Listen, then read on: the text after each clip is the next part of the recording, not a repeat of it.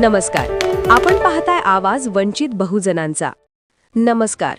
बातम्या आहेत जालना जिल्ह्यातून.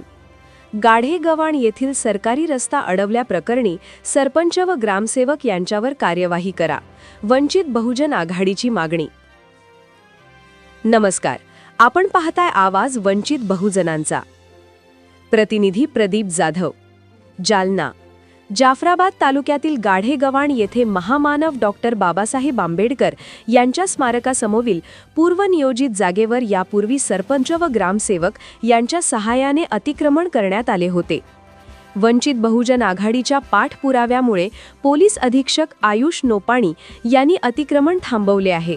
याचा राग मनात धरून पुन्हा डॉक्टर बाबासाहेब आंबेडकर यांच्या पारंपरिक जयंती मिरवणुकीचा सरकारी रस्ता सरपंच व ग्रामसेवक यांनी कैलासगिरी यांच्या सहाय्याने अडवला आहे.